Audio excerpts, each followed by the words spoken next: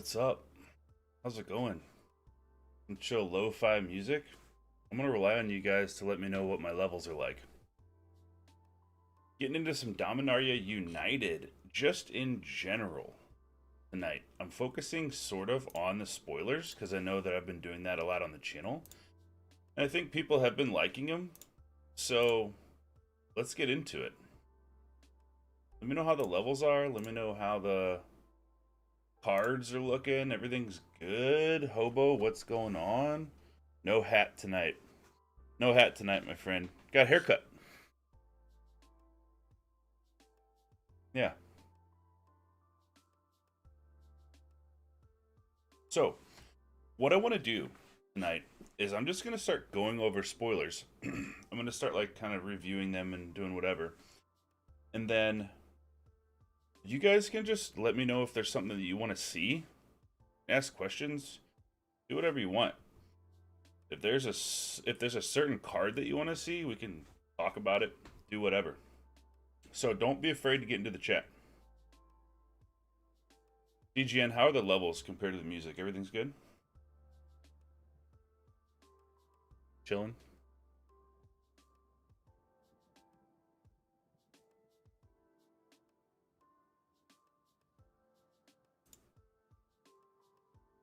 All right.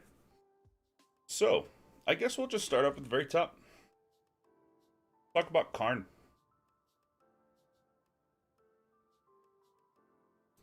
See if we can open him in a new window. And have him be bigger.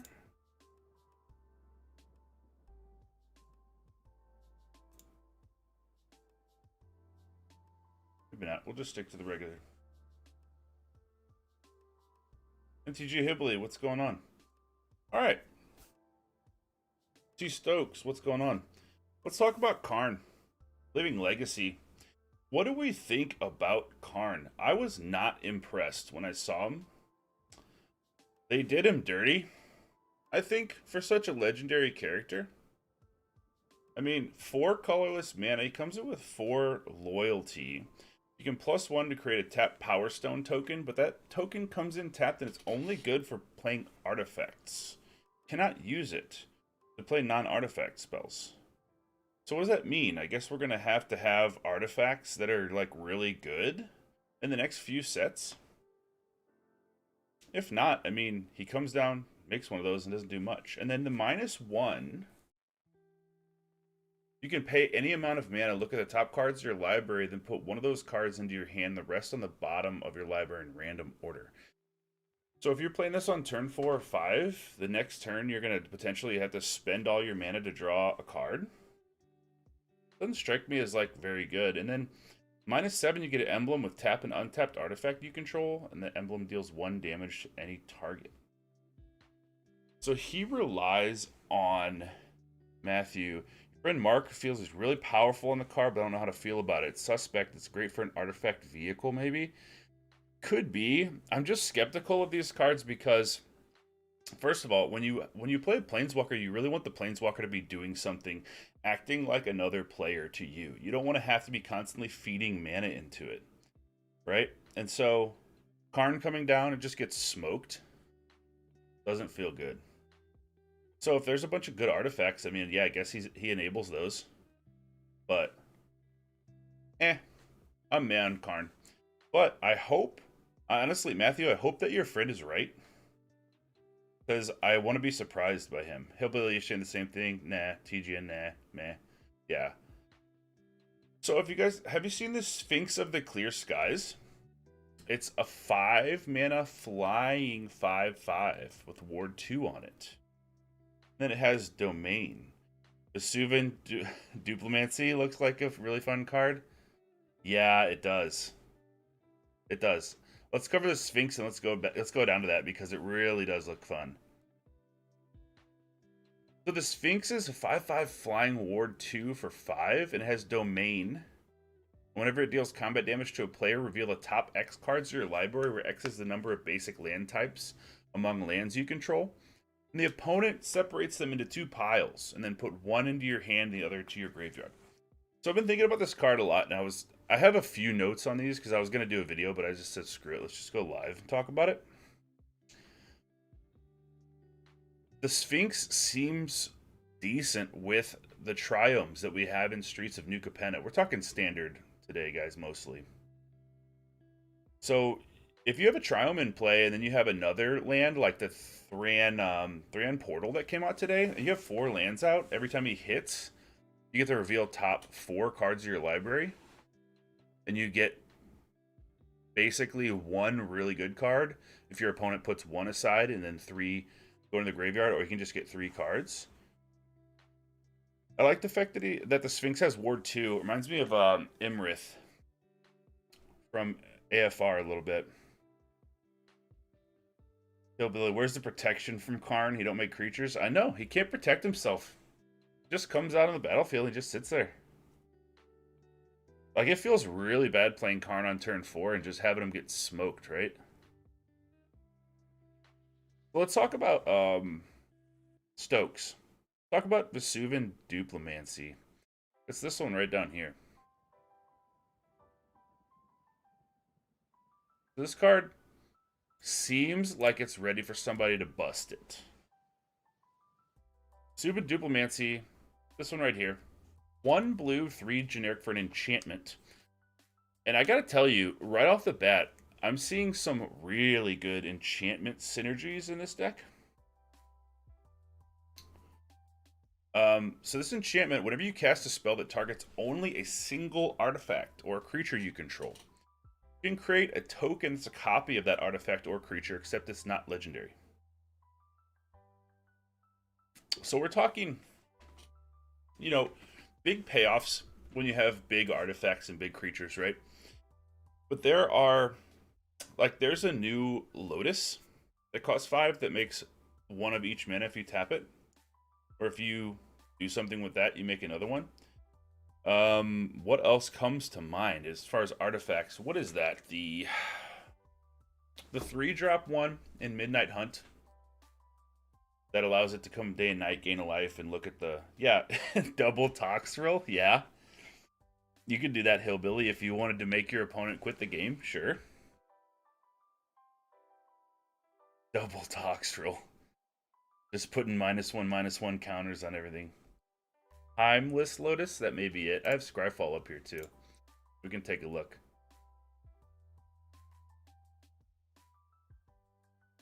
Timeless Lotus.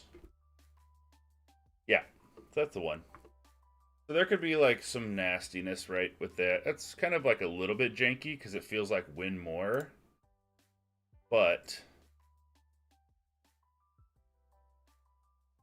Progressive Cynic, Vesuvian Duplimancy plus Bruna Light of Alabaster.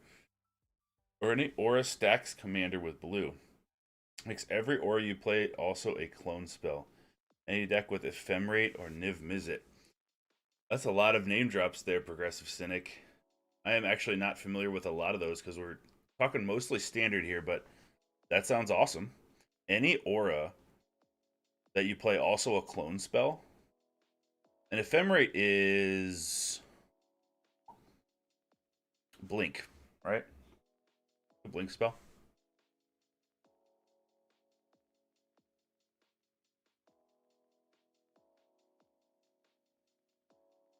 Yeah. And then what was the one from Midnight Hunt? The something or other?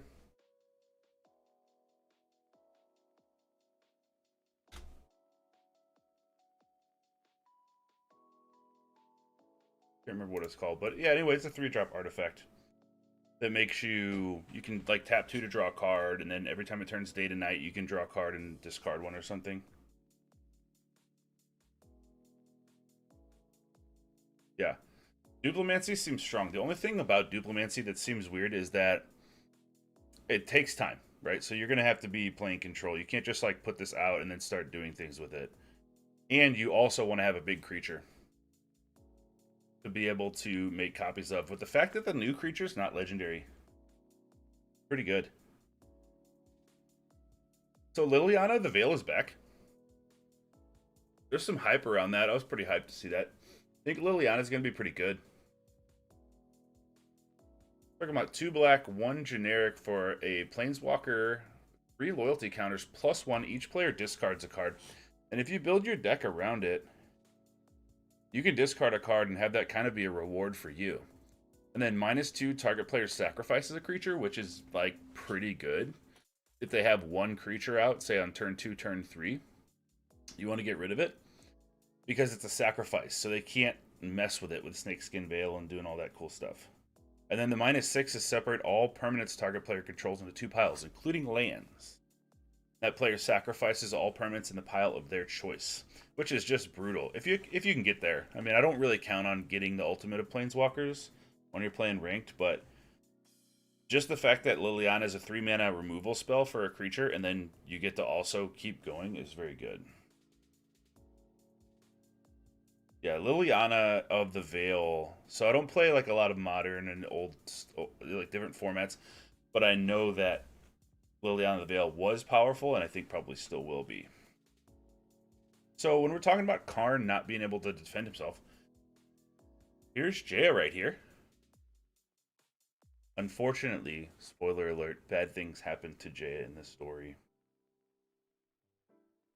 So, Bill, you think Liliana's going to be good? I think so too. There's a lot of potential with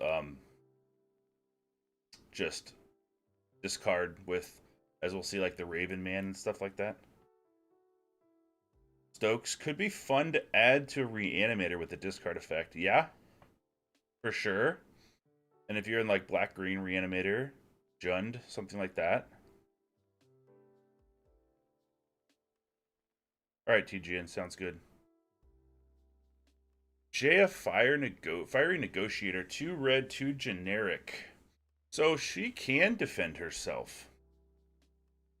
She can do +1, create a 1/1 red monk creature token with prowess.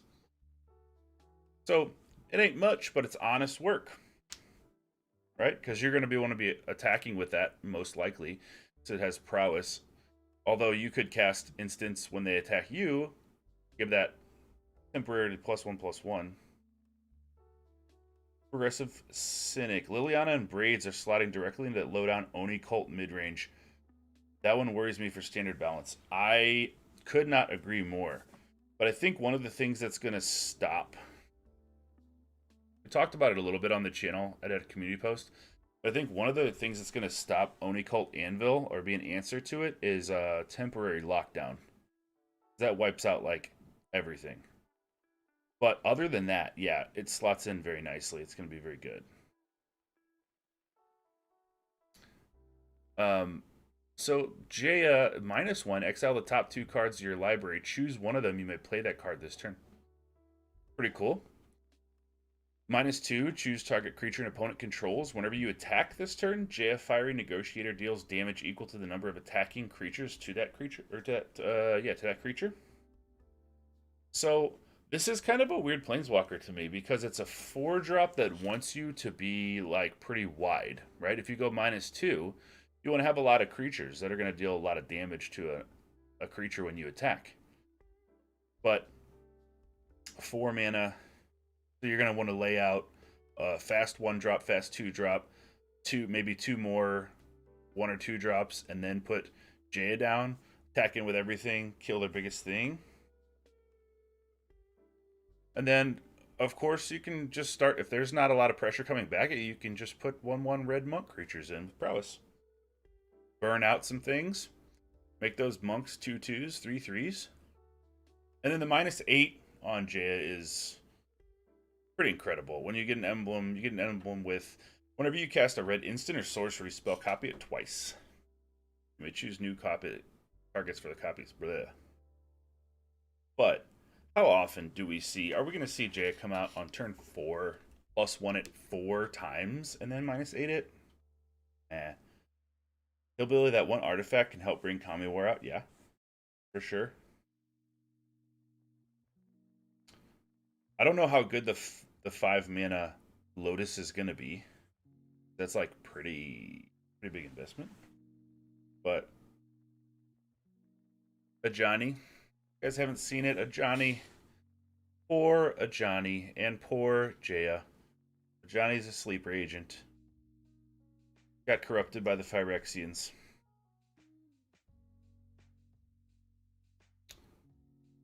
Yep. Comes in with 4 loyalty, but he can be a 3-drop planeswalker. He'll come in with 2 loyalty, but you have to pay 2 life with Phyrexian mana. So 4-drop, 4 loyalty, +1, reveal the top card of your library. If it's a creature or planeswalker, put it into your hand. Otherwise, you may put it on the bottom of your library. So this is Selesnia card draw, right? Kind of what we want. That's what people have been asking for. They want card draw in white. This is kind of card draw. This reminds me of like a ranger class, but like a little bit better. +1. Get a creature or planeswalker put into your hand. You can't play them from the top of your deck, but still, if you're in a Selesnia deck and you're like not ramping, but putting out some aggressive creatures, then you +1, refill your hand, not bad. So I think where Johnny's best ability, or the one that's most likely to be used, what he'll be used for, is you play Selesnia, you play an aggressive 2-drop, a nice 3-drop, maybe if you can, a 1-drop. Then you put him on turn 4, you -3, distribute 3 +1/+1 counters among up to 3 target creatures, and they gain vigilance till end of turn. So you can come out blasting. Put some counters on your things. Swing in, they have vigilance, they can protect Johnny next turn. And then he's -6, you get an emblem with whenever you cast a creature or planeswalker spell, target opponent gets 2 poison counters. And as we know, if an opponent gets 10 poison counters, they just lose the game. But, I don't know. If you -6 a planeswalker, you should be able to have like a little bit better of a game-ending thing than that, requiring you to cast 5 more creatures or planeswalkers after that. Probably just win the game with your other creatures with the counters on them. Hobo, pissed about a Johnny, not gonna lie. Yeah, I know. It was sad. Cynic, it's not officially spoiled yet, but a saga that puts a planeswalker from hand into play, then lets you activate 2 times on 3 with a Johnny that lets you play him out and ult the next turn. Ah, I like that. Basically, get a board by 5, play the saga, put him into play, then ult him unless they can break through or move him directly before your next turn. That could be very powerful. For sure. Because we do have good planeswalkers in this deck. Except for Karn. Sorry, Karn. Sorry, dude.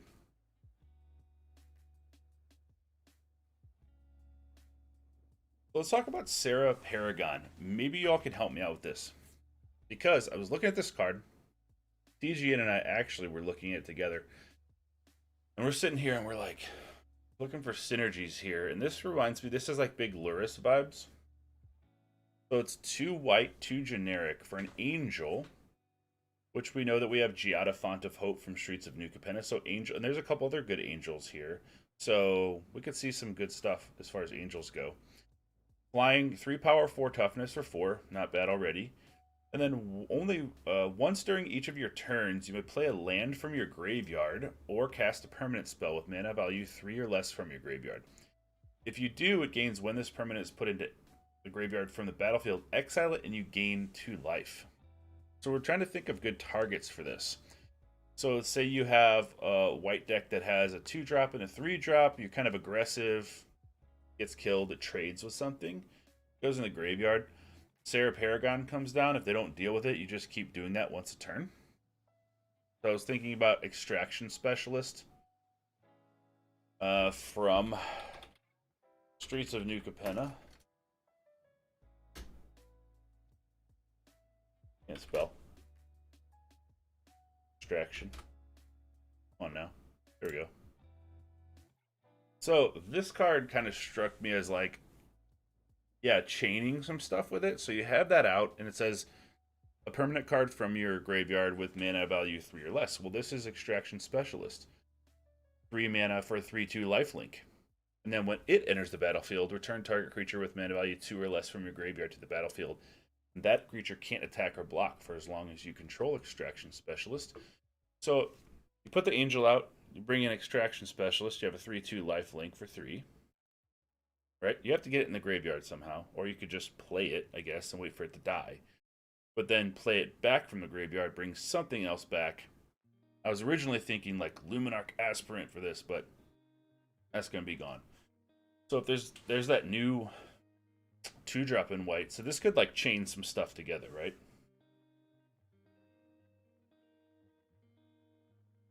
Cynic, fun fact about that downside. If you exile the permanent with another effect, disable the final stage from a saga from Neon Dynasty, it removes the exile downside from the Angel. Oh, I see what you're saying. Okay. So then it would just go back to the graveyard. Nice, nice, nice. Love that. Because it says when this permanent is put into a graveyard. Oh, you're saying, so if you have a permanent come in and you exile it, it doesn't get to gain them life. Cool. So here's the big baddie of the set. Shieldred the Apocalypse. 2 black. 2 generic. Legendary creature. Phyrexian Praetor. There was a spoiler that came out 2 weeks ago or something on Reddit, and it was like one of those blurry spoilers. And it was like, I think a teeny bit stronger than this, but it turned out to be fake, but Shieldred was in the set. But this is a 4/5 for 4 with Death Touch. And whenever you draw a card, you gain 2 life. And whenever an opponent draws a card, they lose 2 life. So as long as Shieldred's on the battlefield, they don't kill her or take care of her otherwise. Every turn, when they draw their card for turn, they lose 2 life. Every turn, you gain 2 life. I think this could actually crush some aggro. If it's an aggro without any life gain, if they're trying to get you from 20 to 0 and that's it, crush some aggro. Because as the turns go on, and then if you have, maybe you're playing Dimir, you have some blue cards in here that draw cards. Or even like Fellstinger, something like that, where comes in, you exploit a token, draw yourself a couple cards, gain 4 life. It's like, thing's just a house. What's up, Jake? How's it going? We're just chilling. Having a chill evening. Looking at some Dominaria spoilers. Cynic is learning me a little bit. Educating me a little bit on some of the things. Things outside of standard. 2 exile triggers you do on your own card will let you order them. If one is permanent, the other is temporary. You just trigger the temporary first and the permanent one fizzles. Okay. Okay, I see what you're saying. So we'll bring back the 3-drop with the Sarah Paragon, and then you blink it, and then just bring it back, and then it won't go anywhere. Nice. Sorry, it took me a second there, Cynic. Stokes, gonna play Shieldred with a 4 Tainted Indulgence and 4 Big Score and any other card draw. Nice. Just, I think it requires blue, though, because I think you want Shieldred out, and you just want to counter, keep them from killing Shieldred, counter, and then draw a bunch of spells. There is a new blue, like, 6-drop that allows you to draw a card for each instant and sorcery in your graveyard. I think it's like, it might cost 5. No worries. I've made that mistake too, Jay. You can switch it out, brother. Yeah. So Shieldred is going to be, I think, a good craft for me. Hillbilly, you could also make your opponent draw cards, lose the life. Yeah, I know, absolutely. So if you could have, that's why I was bringing up Fellstinger, right? Check this out. It could be disrupted because they have a chance to respond to the exploit. So Fellstingers from Crimson Vow, Cosmic Epiphany, yeah, Stokes. So Fellstingers from Crimson Vow, it's a 3-drop 3/2 Death Touch, fine for stopping aggro, and then you can exploit. So you can sacrifice a creature when it comes in, like say you have like an Obnixilis token, something like that, something just little. We won't have Shambling Ghast anymore. But then when it exploits a creature, target player draws 2 cards and loses 2 life. So usually that's you. You lose the 2 life and draw 2 cards. But in this case, You Felstinger a token, target yourself, lose 2 life, gain 4 life off of 2 triggers, and draw 2 cards. Or you could just target them with it if they're low, and have them lose 6 life and draw 2 cards. I think that's going to be pretty decent. I mean, that's the ceiling on it, right? Is instantly kill them if they're at 6 life or less. If they don't respond, and kill the Felstinger. But even if not, you can do it to yourself.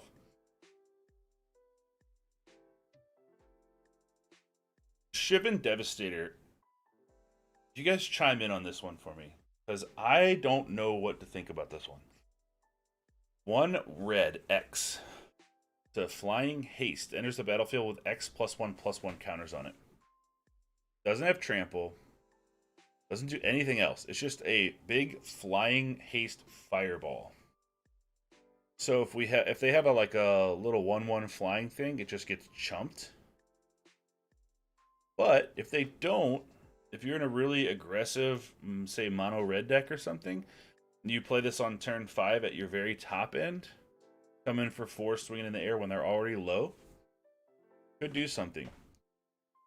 It's not very efficient though, right? Because it doesn't do that much.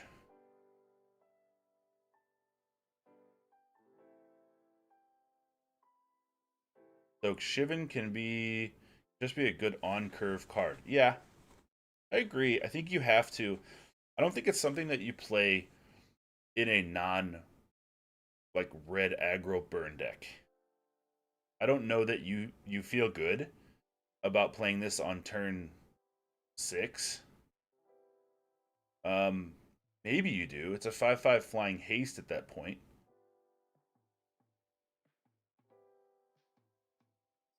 Maybe. We're going to have to see how strong mono red is, or maybe Gruul. Something with a little bit of ramp in it. Make Shivan Devastator go. Let's look at the world spell. This card's weird. I know I keep saying that a lot, but I'm trying to wrap my head around this stuff for when release day comes out. Build some new decks. I have a couple in mind. World spell is 2 green, 5 colorless, and it has read ahead. And if you haven't seen this yet, read ahead is a new mechanic on sagas. And it basically, you know how you would play saga and you have to go through every step? Well, you don't have to do that anymore. You can skip to whatever step you want. The downside is that if you skip, say you play a saga and skip to step 2, then you're never going to be able to get the benefit of step 1. So you do pay a cost there in getting less value for more timely effects that you want. So this is a 7-drop mythic rare. It has read ahead, so you can do whichever one. First step is look at the top 7 cards of your library. You may reveal a non-saga permanent card from among them and put it into your hand. And put the rest on the bottom of your library in a random order. So we're playing this turn 7, possibly, since we're in green, we're playing it turn 5 or 6. And if we don't read ahead, we're looking at the top 7 cards, we're picking a non-saga, we're putting it into our hand. And then we're doing that again, step 2. And then turn 3, put up to 2 non-saga permanent cards from your hand onto the battlefield, which for sure is a powerful effect, right? That's strong. But when we look at things historically, like if you start on step 1 and does it repeat the effect on step 2? It does, yeah. So step 1 and 2. So if you play this on 7, you're looking at turn 8, look at the top 7, turn 9, look at the top 7, and then turn 10, slam these 2 things. So one of the cool things about it is if they have the world spell out and it's not destroyed, you get those into your hand and then you slam them down. It can't be countered, right? Because you're not casting them. You're putting them onto the battlefield from your hand. But at the same time, we've had effects like this in standard before, and I think this is still better. So we had Emergent Ultimatum, which costs 7. It's granted, it is not mono green. I will give you that. But you can search your library for up to 3 monocolored cards with different names and exile them. Opponent chooses one, shuffle that into your library, and then you may cast the other ones without paying their mana costs. And this is a sorcery, so it goes boom. You don't have to have them in your hand, is my thing. You can just cast this, go grab them from your library. The opponent picks, the strongest one, puts it back, and then you get to slam the other two. And we had this in Standard 8 months ago. No. We had it, I guess it would be a year ago. And it was absolutely devastating. And I don't think that the World Spell is going to be as devastating. I could be wrong. But paying 7, even let's say you read ahead to turn 3 and you're trying to put things on the battlefield, you have to have them in your hand. And I think that's a lot of... Alright, no worries, Hobo. I think that's just a huge prerequisite that you didn't have with the ultimatums. Some people are drawing similarities here, and I don't think they're as similar as people are thinking they are.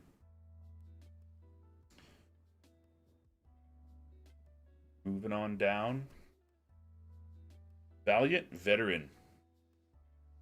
So, we have a 1 white, 1 generic for a 2/2. Other soldiers you control get +1/+1. So I've noticed that they're bringing back a lot of tribal stuff in this set, but I have a suspicion, a feeling that that's for formats not standard. Just like we'll see with this Merfolk here. So, but other soldiers you control get +1/+1. Nice Lord for 2 mana. And then for 5 mana, 2 white, 3 generic, you can exile Valiant Veteran from your graveyard, put a +1/+1 counter on each soldier you control. So he's kind of cool because Lords draw a lot of hate. Right? If you have a bunch of 1/1, 2/2 soldiers, you play the Valiant Veteran, opponent has a removal spell, what are they going to target? For sure the Valiant Veteran, right? If you're attacking in with everything. But he has a cool thing where later he's extra valiant, exiles himself from a graveyard and puts counters on everything. So then that Lord effect can't be taken away, that Anthem effect. So I don't think we're gonna see like a soldier deck really in as far as ranked competitive standard goes. But I can see how in other formats, like I don't know much about Modern and Commander and things like that. If you're building soldiers and stuff, I mean, I think that's a good card. Jake, you have a white soldier deck? Yeah. So there you go. It's a good Lord for your soldier deck for sure. I just don't think there's enough soldier support in Standard. But we haven't seen absolutely all the cards yet. Works in Commander? Alright, sounds good. I want to get more into Commander. Just haven't. I haven't devoted the time. You know how, like, there's things in life where you're like, I want to do that. People bring it up. I really want to do that. And you just can't. There's always something else to do. And that's kind of how it is making content on YouTube. It's always something else to do other than get into Commander. But I will do it at some point. So let's move on to another Lord here. Vodalian Hexcatcher. 1 blue, 1 generic for Merfolk Wizard. So same cost, but this one has Flash. And it's 1/1. And other Merfolk you control get +1/+1. Cynic, those Lords are 100% for Modern, Historic, Elf, and Merfolk ones are beyond busted, while the Soldier one really isn't good either. Okay, that's kind of what I was thinking. I'm glad. Thanks for confirming that with me, because I'm like, these don't strike me as being for Standard. But, so if we branch out from Standard here, I could see how Hexcatcher would be very good for Merfolk. 2 mana 1/1 buffs all your Merfolk. You can flash it in, so you can do it at the end of their Lord of Atlantis, yeah. Except for the Island Walk. But then sacrifice a Merfolk, counter target non-creature spell unless its controller pays 1. You're gonna have other Merfolk on the field. So still, not even Hexcatcher, sacrifice him. Sacrifice whatever, or her. Whatever Merfolk you want. Oh yeah. That seems good. Drag to the bottom. This card had me thinking too. Because we have 2 black, 2 generic for a sorcery and has Domain.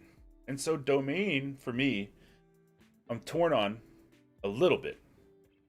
because there's certain cards that I think Domain's going to be very good, and then other cards I'm like, it's going to be hard to pull off. But it could be very strong. So the Domain, each creature gets -X till end of turn, where X is 1, plus the number of basic land types among lands you control. So I think the thing that makes Domain strong in Standard, or potentially strong, are the triomes from Streets of New Capenna. Like these. So if you look at that land, you'll see that the land is Mountain Forest Plains. So we've had other lands that can create 3 different types of mana, but they don't count as basics, where these do. So whenever you're talking about Domain, any card that you see with Domain on it, if you have one of these triomes in play, that's 3 right there off the bat. Cynic, 2-mana lords are scary. The Merfolk one is built in counterspells in Modern. Was a ton of combos, and the Elf one adds draw to huge snowball deck. Yeah.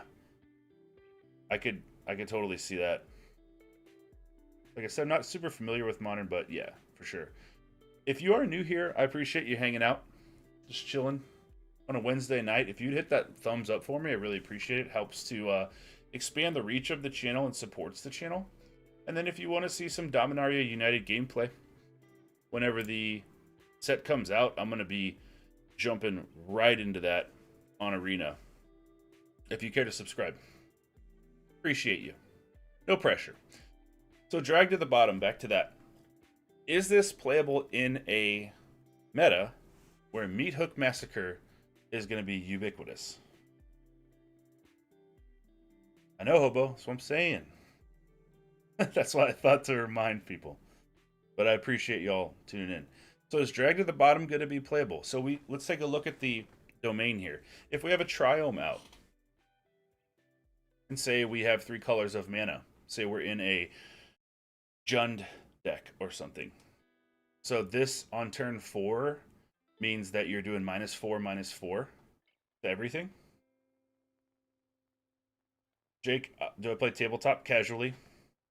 Yeah, so like I go to pre-releases and stuff and play mostly limited tabletop. So my buddies and I, usually once per set, we'll grab a booster box, and previously we have done jump in and stuff, but we'll do a booster box and we'll draft and do sealed against each other and stuff. And then we usually like sell cards back and then just do it again. Like we don't really make any money off of it. We just kind of recycle and get more cards. These Stokes, I hope there are better sweepers yet to be revealed. I don't see. In some ways, this is better than MYTHIC, because MYTHIC, in order to get -4 with MYTHIC, you have to have 6 mana available, 2 black. Where drag to the bottom is 4.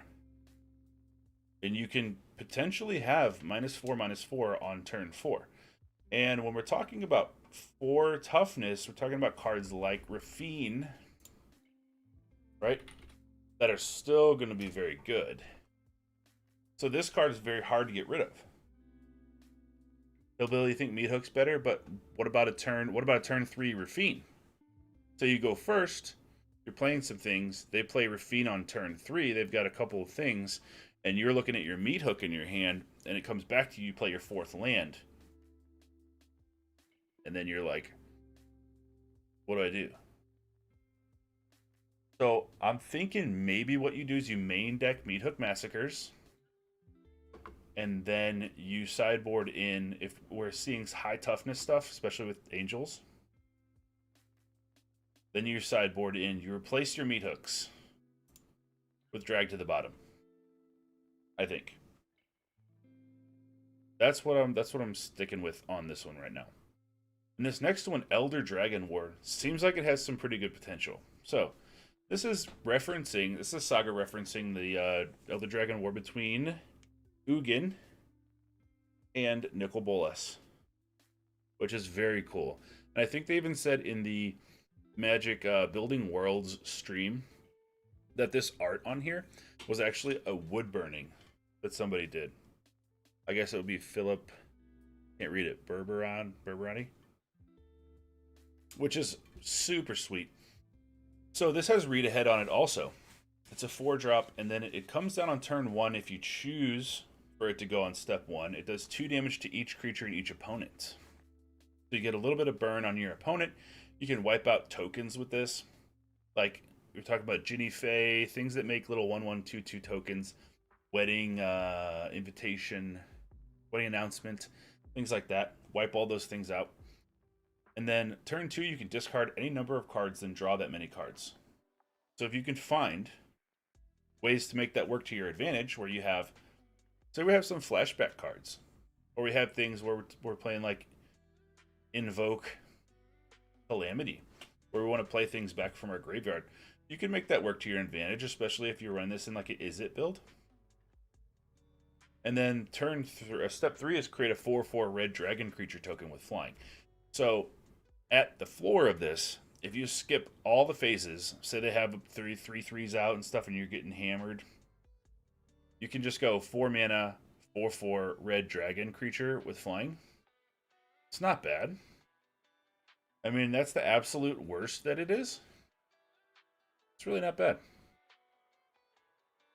You may run, if you're doing like Is It Control or something, you may run Burn Down the House for 1 more mana just for that like harder hitting board wipe. And then if you're playing best of 3, you may bring in Elder Dragon War if you're sensing that they're trying to make a lot of tokens and stuff. Cynic, worst case with Dragon War coming down as a 4/4 flying dragon. Yeah, not great, like as you said, but fully playable for sure. And that would be only if you're under extreme pressure. You know, or I mean, later you get some good hits in on them and you need a finisher. Say you have something that can copy a token, like Fable the Mirror Breaker, something like that. This is your last resort. You just, boom, immediately the 4/4 dragon. Doesn't have haste, but that's what you need. The read ahead thing can let you get it. I think read ahead's going to be powerful. Sagas have been powerful for the last year. And I think read ahead having that versatility there is going to be great. So this is what Cynic was talking about right here. Leaf Crown Visionary. 2 green. 1/1. Other elves you control get +1/+1. So another 2 mana Lord. And whenever you cast an elf spell, you may pay 1 green mana if you do draw a card. Gross. Kind of gross. Like, I know that elves, I've heard through the grapevine that elves are good in Historic, with Collected Company and things like that. And this may make a big impact there, especially being able to have all that card draw when you're dropping elves. And then using elves to tap for more mana, play more elves, and then using that mana to draw cards. Seems good. Not for standard, probably. Maybe. Leyline Binding. Oh, but I've got a deck that goes in day 1. Nice. Like it. Let's talk about Leyline Binding. 6-drop. Can't see the card. Oh, because my big head's in the way. All right. But you should be able to see it now. Yeah, it's right above my head. Sorry. Yeah. Leyline Binding. 6 mana for an enchantment. 1 white, though. 5 colorless. Easily playable in a bunch of decks that include white. Especially by turn 5 or 6 if you need to. But it has flash. And when this spell, it has domain, so it costs 1 less to cast for each basic land type among lands that you control. So keep in mind you have an Esper Triome, or whatever it's called, Rafine's Tower. You have that out, that's 3. So it automatically becomes a 3-drop flash, and when it enters the battlefield, you can exile target non-land permanent an opponent controls until Leyline Binding leaves the battlefield. Not a creature, it can do a creature too. But anything at instant speed. So you can get rid of planeswalkers, get rid of sagas, get rid of artifacts, anything. Just can't be a land.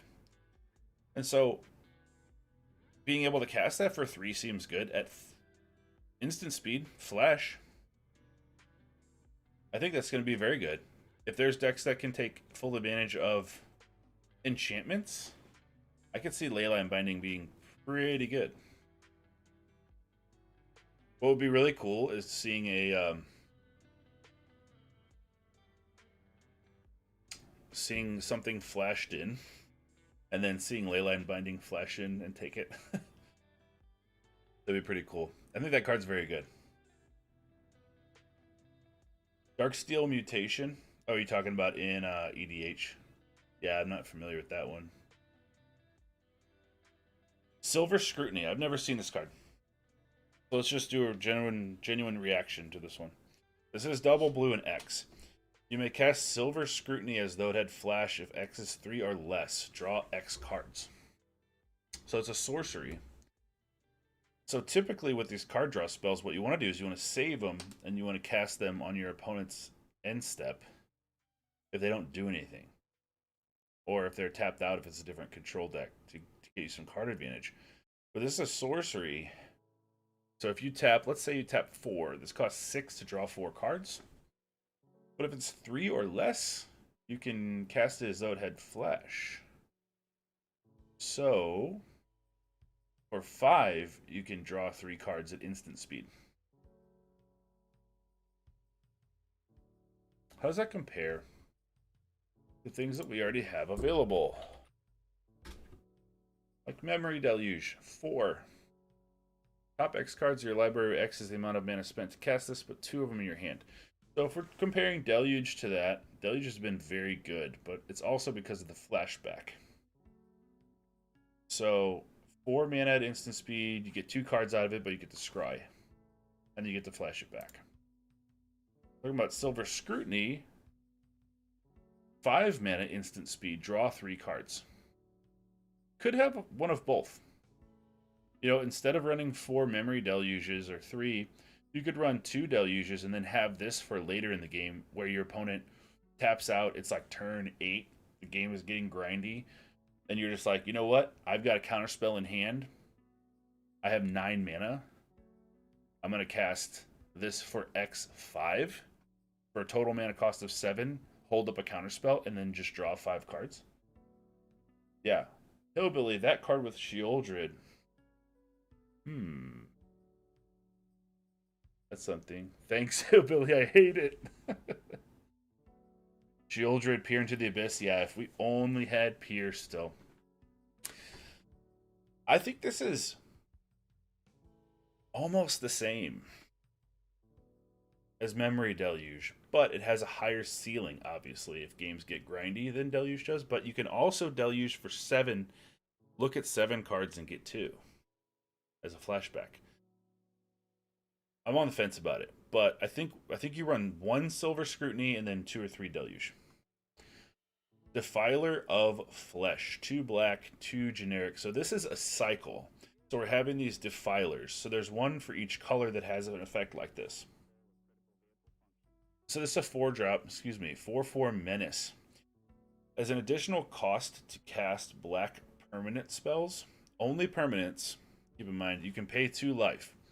Those spells cost 1 black mana less to cast if you paid life this way. This effect reduces only the amount of black mana you pay.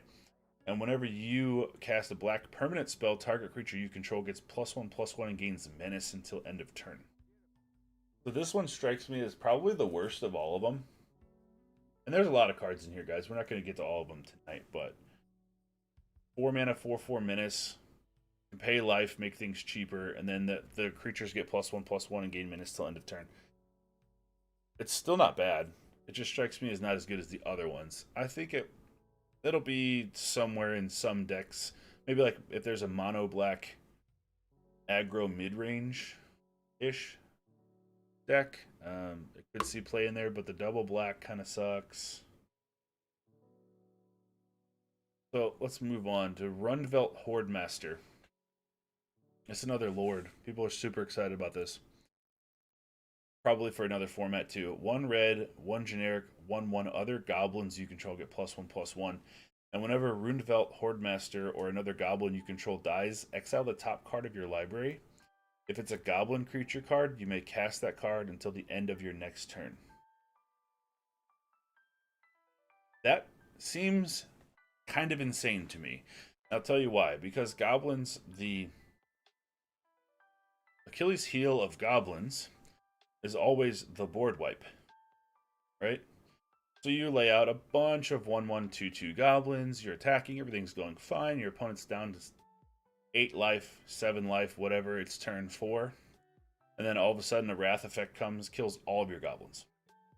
Well, with Runevelt Hordemaster, which is not legendary, by the way, for each one of those goblins that dies, exile the top card of your library. There's going to be some lands in there, but there's going to be some goblins in there if you're playing tribal, and then until the end of your next turn, you can cast them. So you can just refill your entire board. Yeah. Good insurance for goblin decks. I don't think we're going to be seeing any in standard, but I mean, I'm happy for people that play goblins in historic and stuff like that. So next up, let me move this up because my big fat head's in the way. Quirion Beastcaller. 1 green, 1 generic for a 2/2. When you cast a creature spell, put a +1/+1 counter on Quirion Beastcaller. This is Pelt Collector vibes.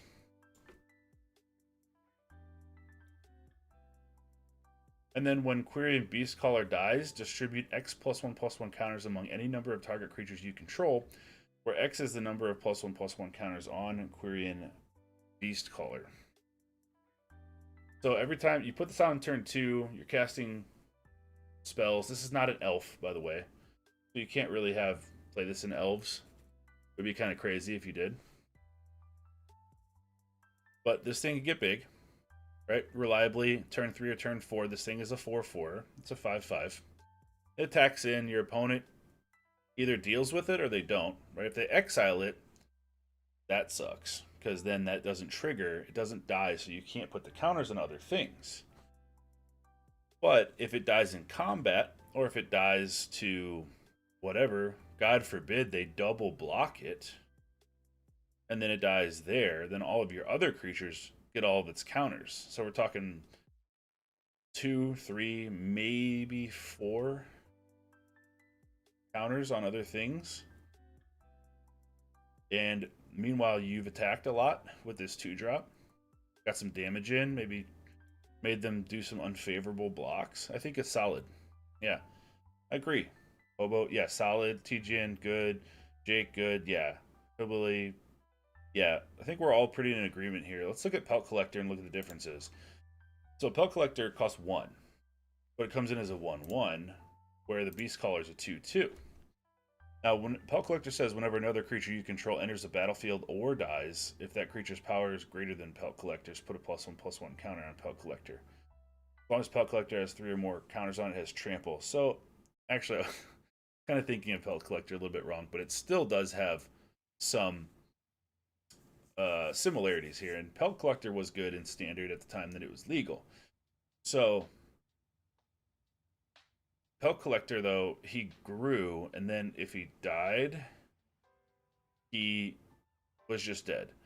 So he grew also when another creature that was bigger than him died. So he was good insurance there. But,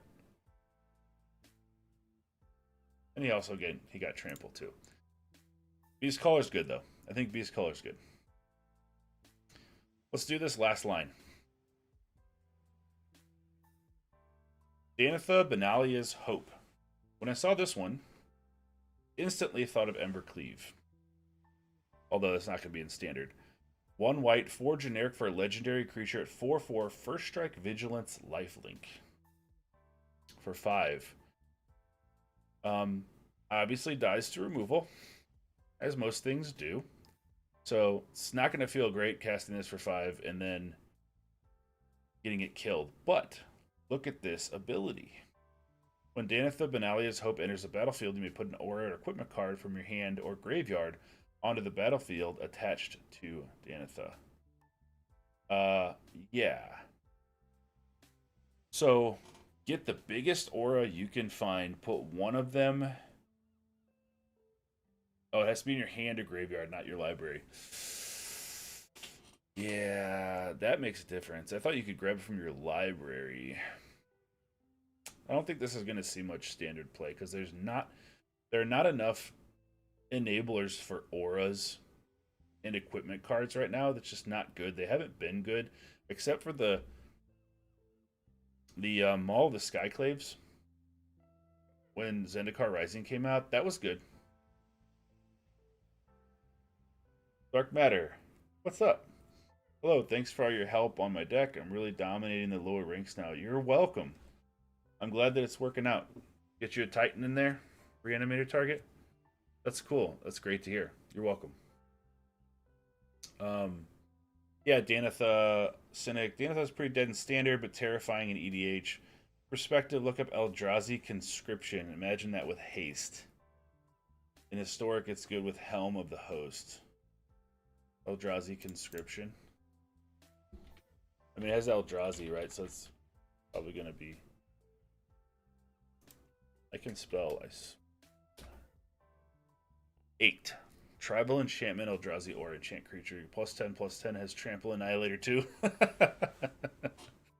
Whenever it attacks, defending player sacrifices 2 permanents. Okay, yeah, I can see how that would be pretty nasty. Yeah, TGN helped me on that too, Dark Matter, so.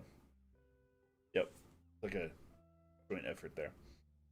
Yeah, but, as we said, auras and equipment cards in Standard right now, nothing really going on with them. Now, this card, I think, is pretty bonkers. Haughty Djinn. 2 blue mana, 1 generic for a flying star 4. So it has high toughness. We're talking about avoiding meat hooks. We're talking about avoiding burn removal that does 2 or 3 damage. Voltage Surge could take this out, but that's really about it early. Hobo, it's a scoop from you. Yeah. So its power is equal to the number of instant and sorcery cards in your graveyard. And instant and sorcery cards, spells you cast, cost 1 colorless less to cast.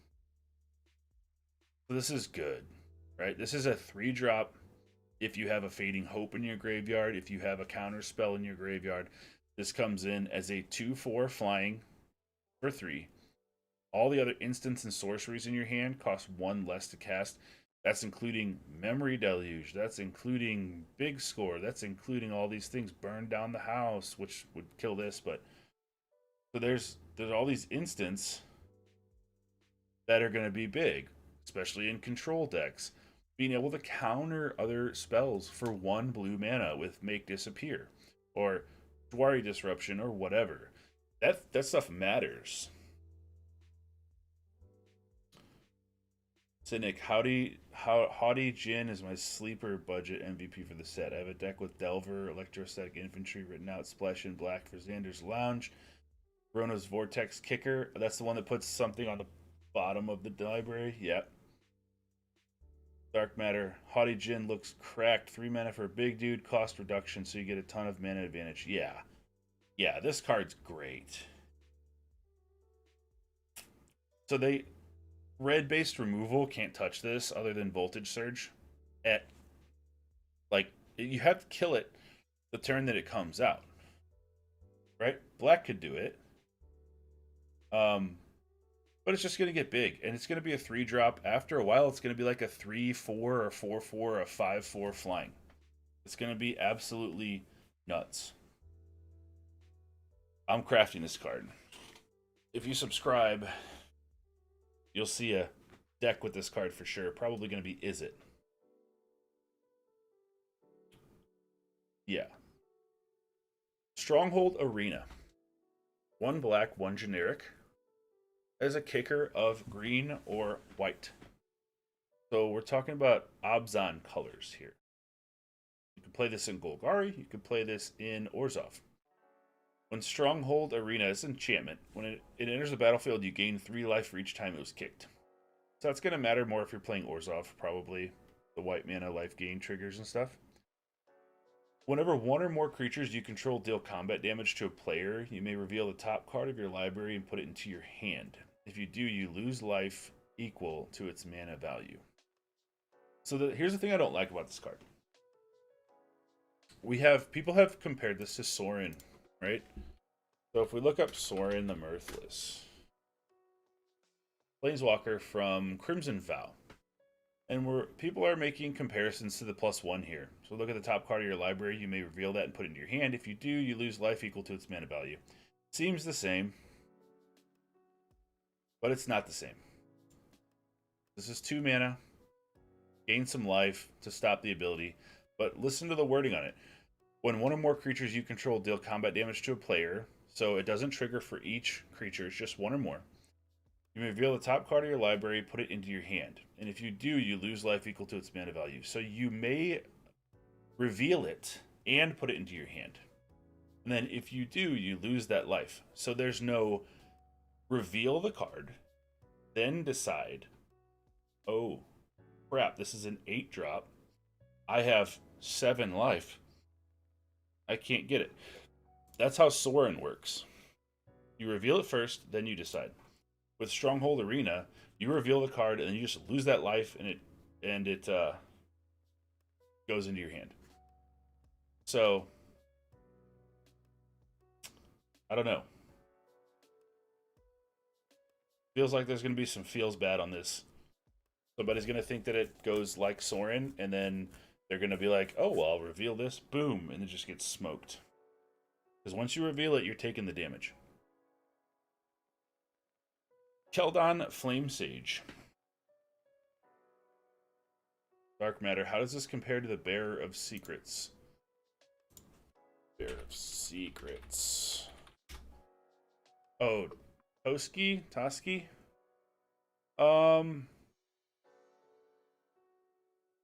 It's not as good. I think by a long shot, not as good. Toski costs 4 more, but he's indestructible. He can trigger himself, or itself, the squirrel, and it can trigger multiple times. So we're talking about if you deal damage to 3 creatures, you're gaining 3 cards. I think Toski's much better. Especially because Toski himself is a creature, and if you're wanting to deal damage to the player, you're being aggressive with Stronghold Arena. You're seeing the Lurgoyf creature on the right? Okay, I see. Yeah. So we'll go Keldon Flame Sage first, and then we'll finish up with the Urborg Lurgoyf.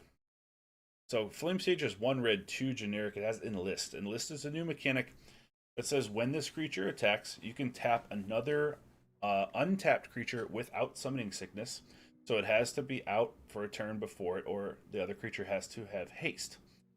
And whenever you enlist that creature's power gets added to the creature with Enlist. So in this case, if you have a 2/2, you attack with Keldon Flame Sage, you're getting a 4/3 that's attacking. And the text is, whenever Keldon Flame Sage attacks, look at the top X cards of your library, where X is its power. You may exile an instant or sorcery card with mana value X or less from among them. Put the rest on the bottom of your library in a random order. You may cast the exiled card without paying its mana cost. Yeah. I think it's going to be good. It's a 3-drop 2/3, but if it enlists something, especially if you have another aggressive creature with 3 power, you're looking at the top 5 cards of your library. Exile 1, play it. So you're talking about 4 mana, 5 mana instants. And, or you can, if you reveal a sorcery, you can play it like post-combat main phase. I think it's going to be pretty good. If it's not dealt with, it's a lot of damage to the face, and that's a lot of damage potentially to your other creatures. Burn them out, play other things. And Urborg Lurgoyf. Jake is super excited about. I kind of am too. So this is in Sultai. This is green with Sultai kickers. So 1 green, 1 generic for Lurgoyf, kicker blue and or black.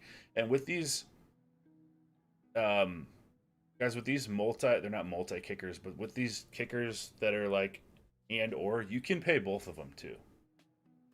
So if you're in a Sultai deck and you have green, blue, and black, you can pay both of these. As Urborg Lurgoyf enters the battlefield, mill 3 cards for each time it was kicked. Urborg Lurgoyf's power is equal to the number of creature cards in your graveyard, and its toughness is equal to that number +1. Cynic, don't know about standard, but Keldon Flame Sage in historic turns deck with some cheap buff is really janky fun. Yeah, I could see that. Allrun's Epiphany. Hillbilly, that will make a free Invoke Despair. Yes, it will. That's very true. The only thing about Flame Sage that I don't think, so I think if you're playing Flame Sage and you're wanting to like max out the free spell, that means that you're going to be playing Flame Sage in a deck with huge spells. And in order to get those huge spells, you have to enlist a creature. So in order to enlist the creature to get to the big spell, you have to have a lot of power, meaning you have to play aggressive 2-drops, which the big spell deck doesn't really want to do. So it's a little bit weird. I think Flame Sage is going to be good for casting 3 and 4 mana spells reliably, which there are some powerful ones. Yeah, and Lurgoyf, self-mill deal. So this is definitely not Tarmogoyf, right? Not by a long shot. Here's Tarmogoyf. One of like the most powerful cards, I'm going to say ever, but like dominates formats that it's in. But Tarmogoyf is a 2-drop, star, and then 1+ star, equal to the number of cards types among cards in all graveyards, and its toughness is equal to that number +1. So this thing gets absolutely out of control fast. Lurgoyf is far cry from that, but still could be good. So it's in Sultai. You could have some Reanimator stuff that you want to mill your own cards. You could have some flash, stuff that you could flash back. You could build on this.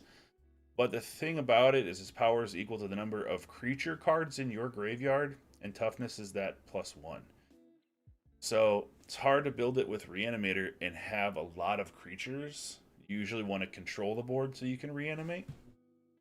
So I'm going to have to see on it. I think it has potential, but damn sure not a Tarmogoyf.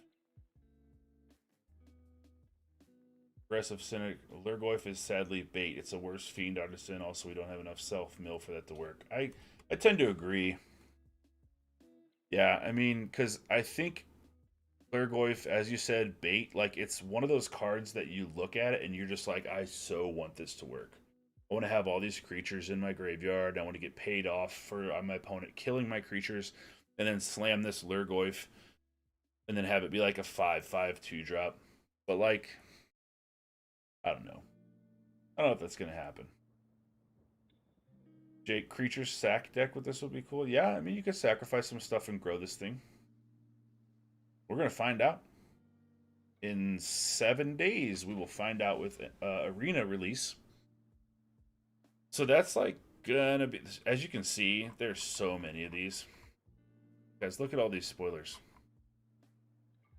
So many. I'll do another live if you're interested in talking about them, but I mean, I'm sure you guys will be able to see all these as I can now if you really want to get into them. If you're interested in seeing another one of these lives, let me know. This is the first one that I've done. So subscribe to the channel. I'll put another one out. We can hang out again. I'm doing a stream on Sunday, every Sunday night, 7 p.m. Usually it's Arena, but Standard is kind of stale right now, so I'm down to do some like Q&As, some spoiler stuff, some lore stuff even for Dominaria United. And yeah,